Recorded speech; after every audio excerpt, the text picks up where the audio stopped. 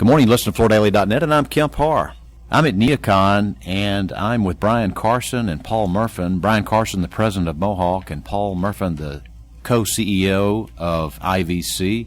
I'm with you today because Mohawk has finalized the acquisition of IVC, a global resilient manufacturer, one of the top 5 producers in the world.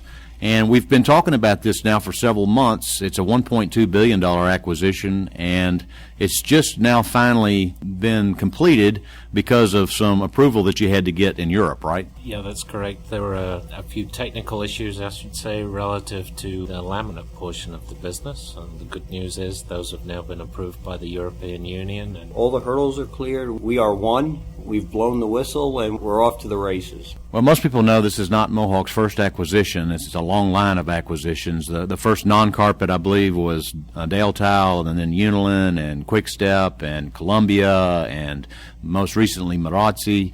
So you've been on a tear, if you will, and definitely the largest flooring company in the world. Let's just talk about the size of the IVC's resilient business and give our listeners a quick review of how they fit in the LVT and resilient market. Well, Kemp, we don't break out all the pieces by region, but the original part of IVC started as a resilient sheet vinyl company, glass sheet vinyl company. That's about half of the business on a worldwide basis, with the other two being split between laminate and LVT, with LVT being slightly larger than laminate. But LVT is really the area that's growing most rapidly. So as you look going forward, we expect growth in all of them, but the growth to be most accelerated in the LVT category. So with this acquisition being completed now, what changes? Well, a lot has changed. Kemp, if you went into the showroom this morning, you'd already see some of the LVT that was in the Neocon showroom was produced by IVC. So in 2 short days, we already have some of the absolutely world-class LVT products. Paul, I don't know if you want to touch on them. we showed a collection of products that are manufactured still at our factory in Belgium today. Of course, the marketplace is eager to get their hands on that. The challenge, of course, there is that our factory in Belgium is essentially at capacity. So we're going to have to work hard now to get our new factory up and running to produce products that are equally attractive and equally of demand. So you asked what's new or what's in front of us. The thing that's in front of us is to continue to grow our existing core business that essentially got us to this point already. And then the second thing is we're going to start to develop a series of products that we'll bring to market under the Mohawk brand of programs. So think of those in residential as well as commercial products over time. All right, so you brought up the brand as a key question. So there still will continue to be an IVC brand, right? Yes, we believe strongly in the IVC brand. We're very proud of what we've achieved over a few short years. In fact, in your magazine recently, you identified that we were showing up both in the resilient category and also now the laminate category, so we're very proud of that. And it's our goal to continue to build on what we've achieved there and then complement that with additional products and programs that we start to sell through the various Mohawk channels that we're very fortunate to now have at our disposal. Kemp, our goal is to grow the strength of the IVC product line and distribution. I mean, if you think about, at the end of the day, we looked at getting into the resilient business from a manufacturing standpoint. We looked around and said, first, we want to be in the categories that are growing, because not all resilient categories are growing. And the ones that we think are growing nicely is LVT and glass sheet vinyl. Ones that we can differentiate, because when Mohawk gets into it, we focus on innovation, differentiation, style, and design, and we saw great opportunities there, and we were looking for people that were world-class in technology, efficiency, and style and design, and IVC fit the bill. So IVC brings this management, design, manufacturing expertise in resilient, which we didn't have that, and Mohawk brings customer access, particularly in the commercial space, different brands. We've got a lot of logistics capabilities to move around the products, and it was really looking at the strengths of what IVC does incredibly well on both sides of the ocean and what Mohawk does well. All right, well, it's no secret to people who know Mohawk that the acquisition from many years ago, Unilin, that at that one point was mostly laminate, has evolved and built an LVT plant in Belgium. So how does IVC and Unilin, how do you dovetail these two businesses? Kemp, the way to think about the business going forward is, we're going to have the benefit of 3 factories, 2 in Europe with the IVC factory and also the Unilin factory, and also now our own factory in Dalton, and it's going to be up to us to identify what are the best ways to leverage all of their various capabilities to bring differentiated, attractive products to market that people can make money on. In Dalton, first square foot of what you might call LVT came off the end of the production line actually last week. There was a team of folks that were cheering the arrival of that first square foot, and obviously there are lots of refinements to do over the next few weeks and months, but we're very excited that our new factory is essentially coming out of the ground as we speak. Without getting into a lot of details, I'm just curious.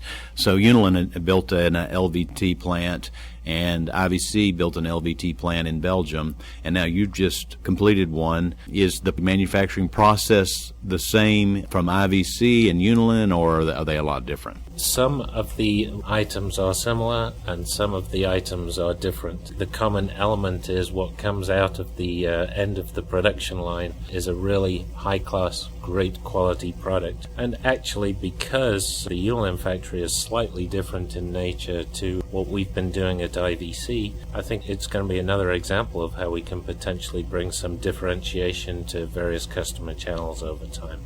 So it's 3 plants in as many years. The plant in Dalton is an incredibly advanced plant, and we are already going back with plants that we only invested in a year or 2 ago and retooling some of those plants with capabilities that we learned 2 years later. So the LVT business in this country is about $1 billion. How fast do you think it will grow, and how will you react to satisfy that growth in this country? We expect it to grow 15% a year. That's $150 million of growth a year. There's a lot of capacity coming on in North America and around the world, but there's also a lot of growth that's happening. What's going to be key is that you're different, that the way you're making LVT and the features and benefits that you can provide are giving your customers something different, and we think the IVC technology and the IVC style and design capabilities, and then the ability to take those ideas and bring them into reality with their manufacturing assets is going to put us in the catbird seat to take advantage of this growing market. All right, let's go into detail a little bit about the difference between commercial and residential. I'm assuming your plan is, out of these 3 plants, to satisfy both markets with the 3 plants. Tell us a little bit more about that, if you could.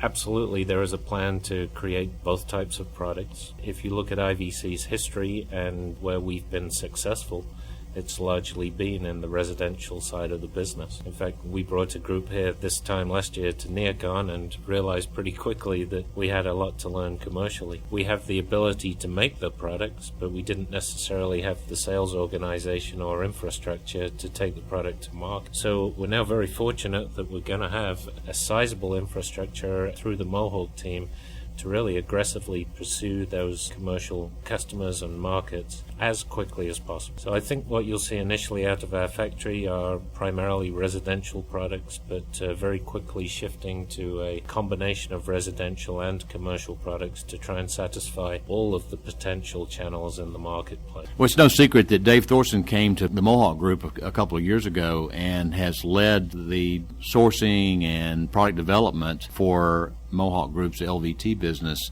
and he's been sourcing that product out of Asia. Is the plan to shift that business over to IVC eventually? I think, Kemp, the best way to answer that question is referring back to one of your earliest questions, and that's about the growth of the category. We see so much growth in LVT and so much opportunity. And what we will start to do or think about doing is where it makes the best sense to manufacture products, we'll absolutely do that.